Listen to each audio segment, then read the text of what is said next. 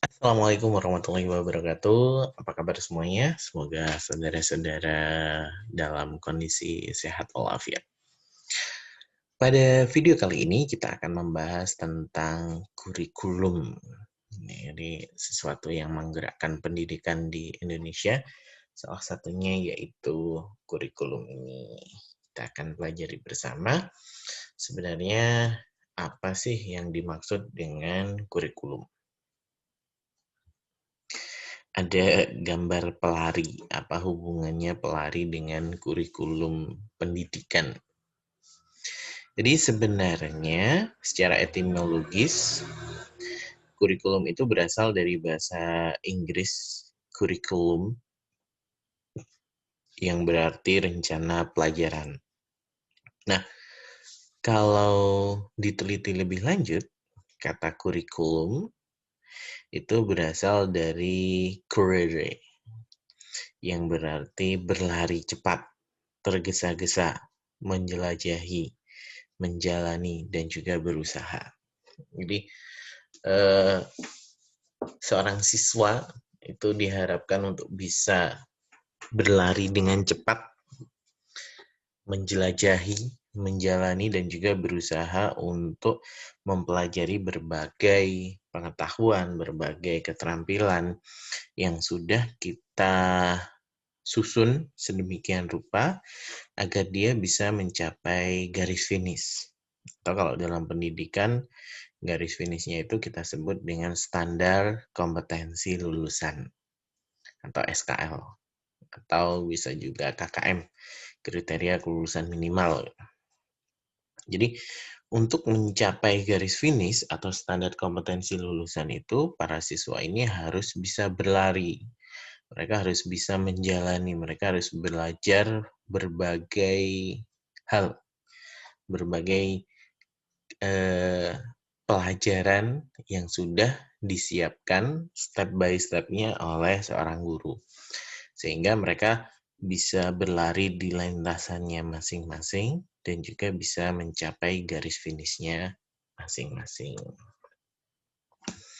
Nah, sehingga kita bisa mengartikan kurikulum ini sebagai satu rencana tertulis atau dokumen mengenai kualitas pendidikan atau mengenai kompetensi yang harus dimiliki oleh peserta didik melalui berbagai pengalaman belajar. Jadi di sini rencana-rencana atau dokumen-dokumen yang kita susun untuk membantu para peserta didik mencapai kualitas pendidikan yang harus mereka lalui dengan berbagai pengalaman belajar. Jadi biar tidak salah arah, biar tidak salah lintasan, biar dia bisa mencapai garis finish yang tepat sesuai dengan kemampuan dan cita-citanya, ada berbagai pengalaman belajar yang harus dia lalui terlebih dahulu. Nah, dokumen atau rencana tertulis itu berisikan pernyataan mengenai kualitas yang harus dimiliki, atau bisa kita sebut dengan kompetensi, seorang peserta didik yang mengikuti kurikulum tersebut. Jadi, dokumen atau rencana itu dia punya klausul, dia punya rumusan tentang kualitas yang harus dimiliki. Peserta didik harus mampu menguasai ABC.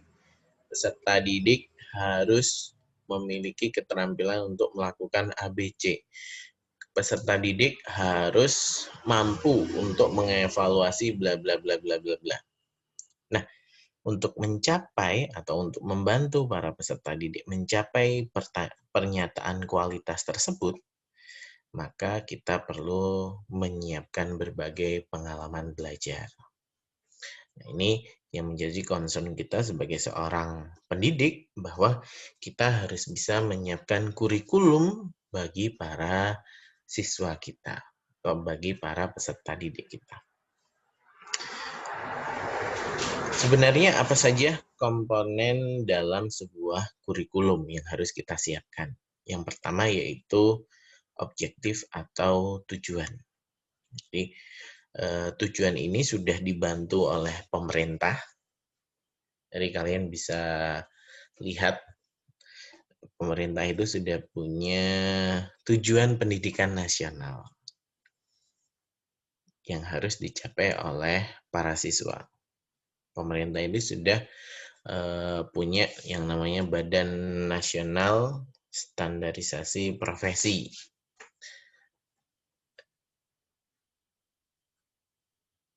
atau Badan Standarisasi Nasional Pendidikan, BNSP. Di tujuan BNSP ini merumuskan tujuan yang harus dicapai oleh para siswa, mulai dari sekolah dasar, saat mereka lulus SD harus bisa menguasai keterampilan apa saja, saat mereka lulus SMP harus menguasai keterampilan apa saja, saat mereka lulus SMA harus menguasai keterampilan apa saja. Itu yang disebut dengan tujuan pendidikan atau objektif. Yang kedua yaitu knowledge atau isi atau materi. Jadi salah satu bagian atau komponen dari kurikulum itu adalah materi pelajaran yang harus kita berikan. Tentu saja materi atau knowledge ini berhubungan dengan tujuan yang sudah dirumuskan. Jadi isi atau materinya ini mengikuti tujuan yang ingin kita capai. Selain tujuan dan juga materi, ada school learning experience atau interaksi belajar mengajar di sekolah. Pengalaman belajar apa yang kita harapkan?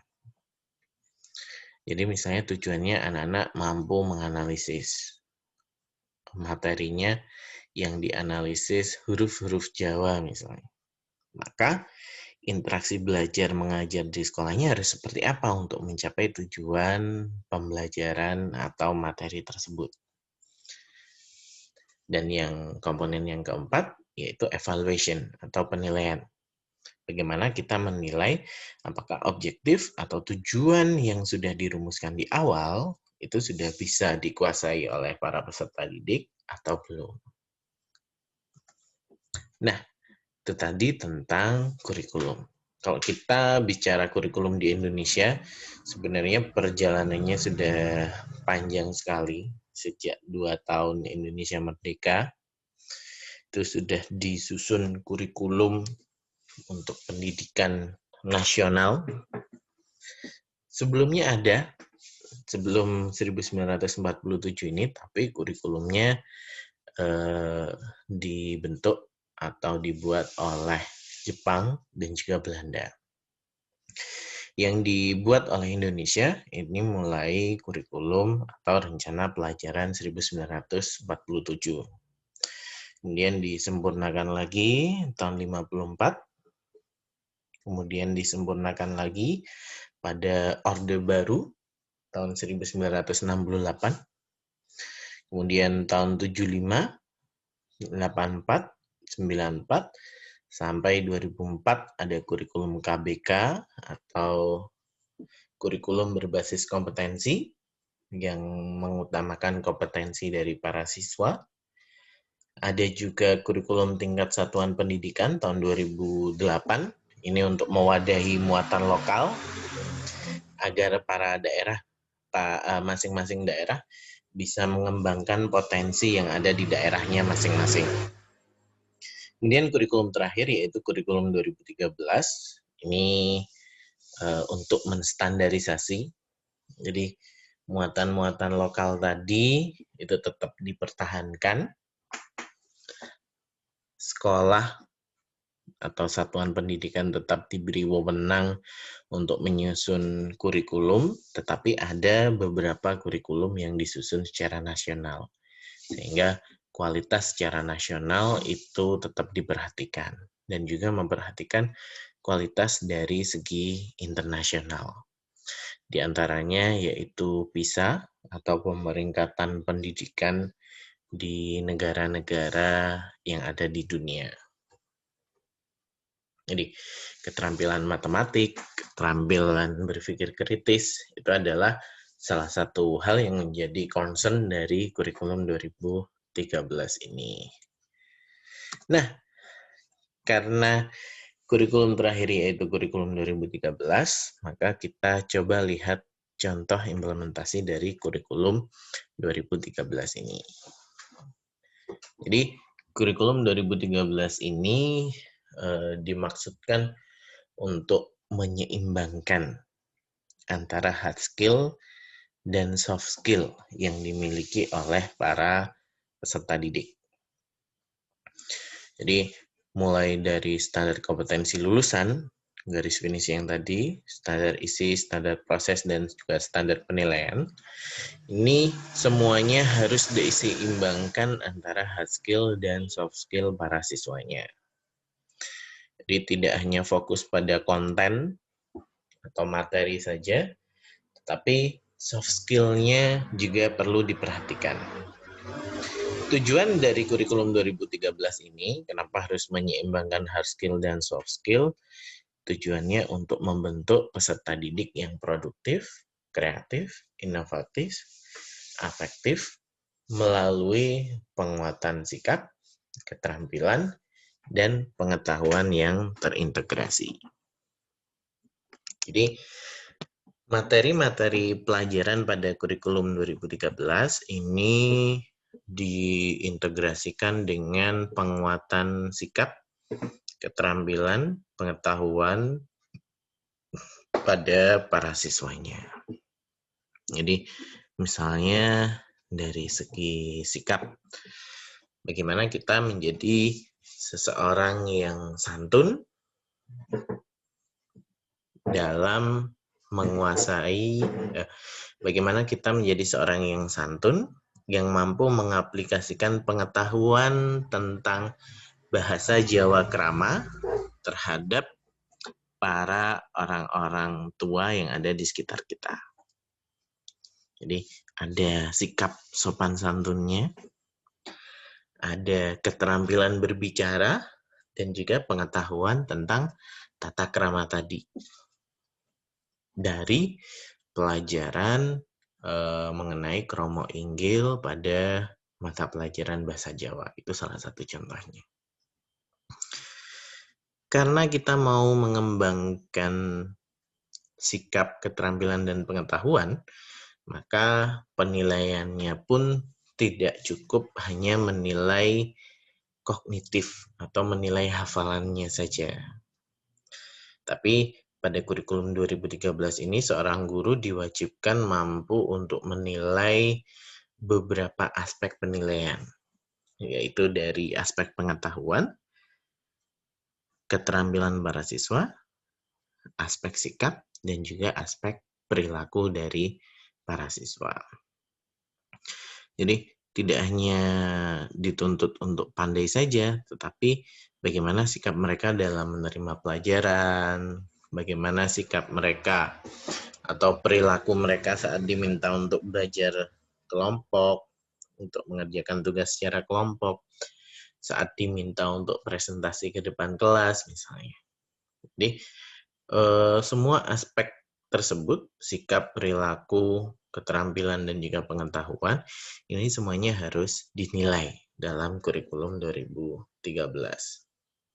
Sehingga diharapkan para peserta didik ini bisa menjadi peserta didik yang utuh, penguasaan hard skill dan soft skill-nya. Nah, ini adalah kerangka kerja penyusunan kurikulum 2013. Jadi, sebagai seorang guru, kalian perlu mengetahui hal ini, bahwa dalam menyusun kurikulum, ini dilakukan secara bersama-sama antara pemerintah dan juga oleh guru. Jadi,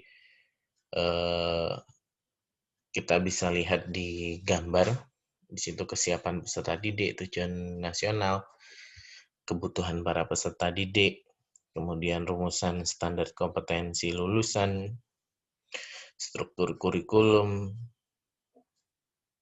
kompetensi inti, kompetensi dasar yang harus dikuasai oleh para siswa itu sudah dirumuskan oleh pemerintah atau dirumuskan bersama oleh kelompok kerja guru. Nah, kita sebagai seorang guru itu cukup menyusun yang terakhir, yaitu bagaimana kita merencanakan pembelajaran dan juga penilaian yang akan kita lakukan kepada para siswa. Jadi, mulai dari struktur atau materi yang harus dipelajari itu apa saja, itu sudah ditetapkan oleh pemerintah. Tugas kita sebagai seorang guru hanya adalah merancang bagaimana proses pembelajaran yang bisa mengintegrasikan hard skill dan soft skill sesuai dengan kearifan lokal masing-masing, dan juga bagaimana menilai capaian dari para siswa kita. Jadi ini adalah hal yang harus dilakukan oleh seorang guru. Jadi dari gambar tersebut yang harus dilakukan oleh guru adalah pada penyusunan kurikulum adalah perencanaan pembelajaran dan penilaian. Jadi kalian sebagai calon guru sudah dimudahkan, bagian atasnya sudah disusun oleh pemerintah atau disusun oleh MGMP yang sudah ditunjuk. Tinggal kalian menyusun perencanaan pembelajaran dan juga perencanaan penilaian yang akan dilakukan kepada para siswa.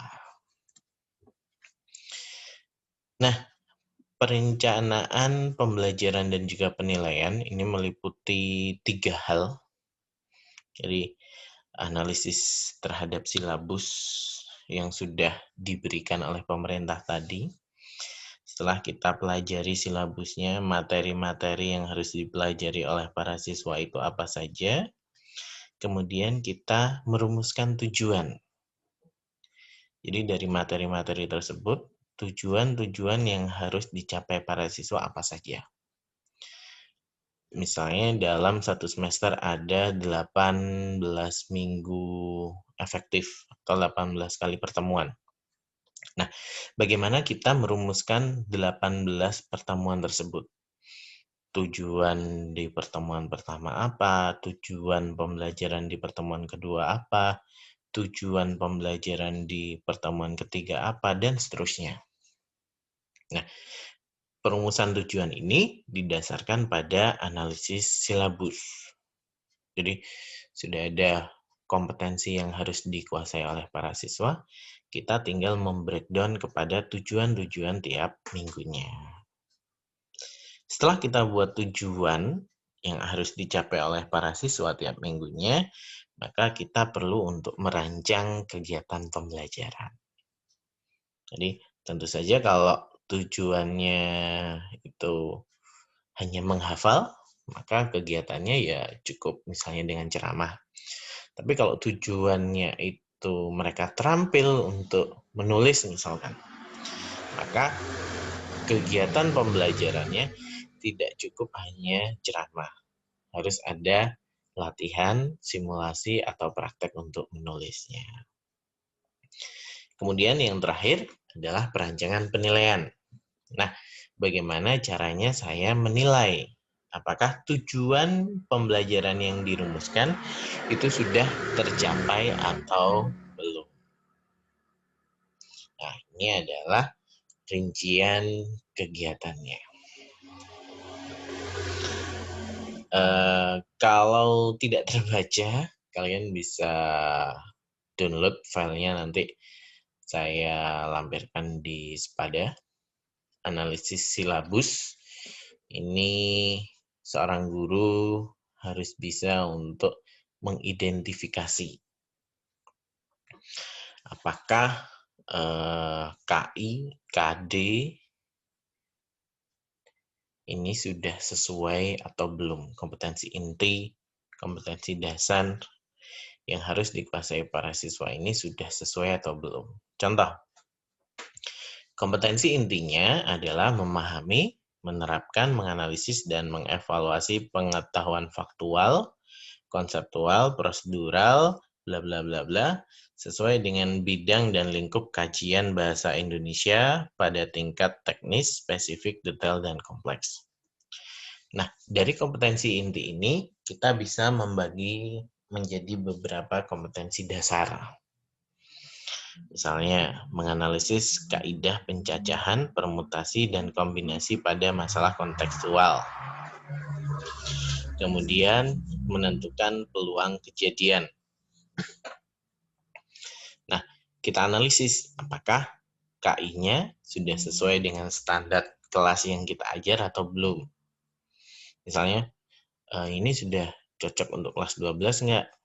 Misalnya, kayaknya ini terlalu mudah untuk kelas 12, ini kayaknya kelas 10. Maka KI-nya bisa kita coret dari kelas 12, kita pindah ke kelas 10. Misalnya. Kemudian dianalisis KD-nya, kompetensi dasarnya. Menganalisis kaidah pencacahan, permutasi, dan kombinasi pada masalah kontekstual. Jadi, menganalisis itu masuk pada keterampilan kognitif atau pengetahuan metakognitif. Jadi, kita lihat apakah KD-nya sudah sesuai atau belum. Kalau menganalisis itu kan harus pakai HOTS. Jadi, keterampilan tingkat tinggi. Tapi kalau misalnya sifatnya hafalan, maka cukup dengan LOTS atau Lower Order Thinking Skill.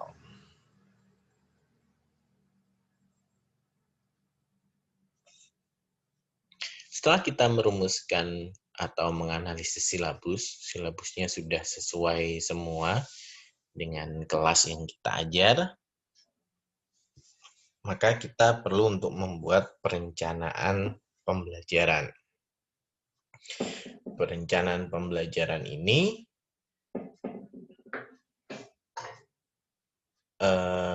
kita bisa memulai dengan membuat rumusan tujuan pembelajarannya.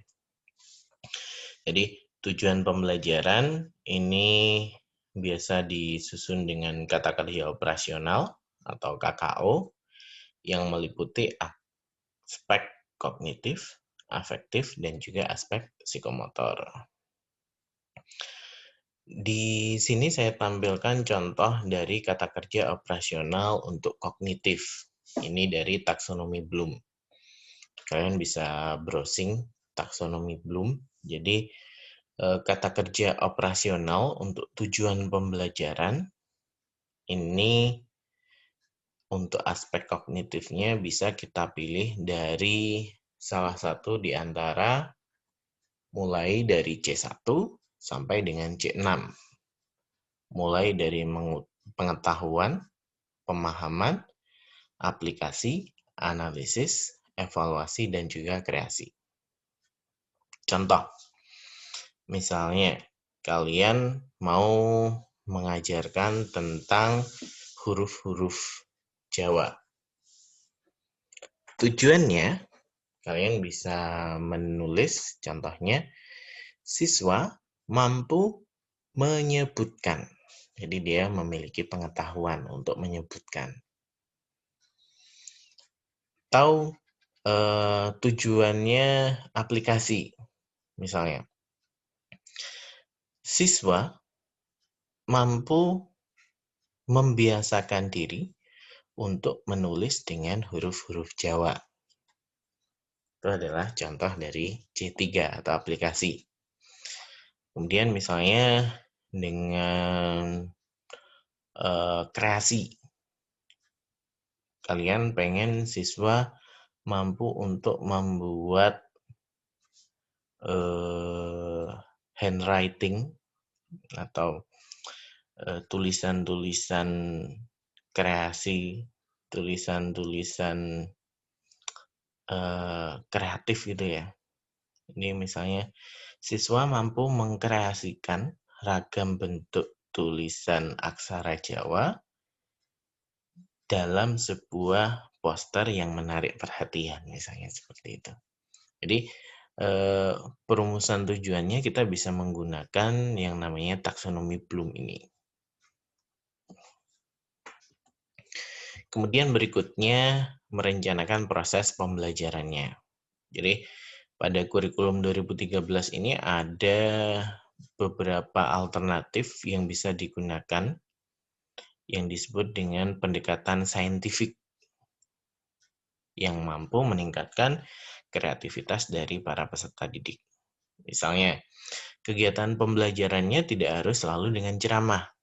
Bisa misalnya meminta siswa untuk terampil bertanya.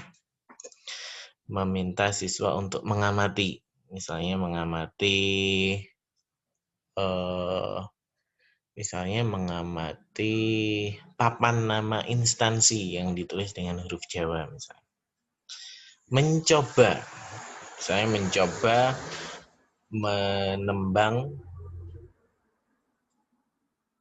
mencoba untuk menyanyikan lagu-lagu Jawa misalnya. Menalar, mencipta, saya mengkreasikan poster seperti tadi.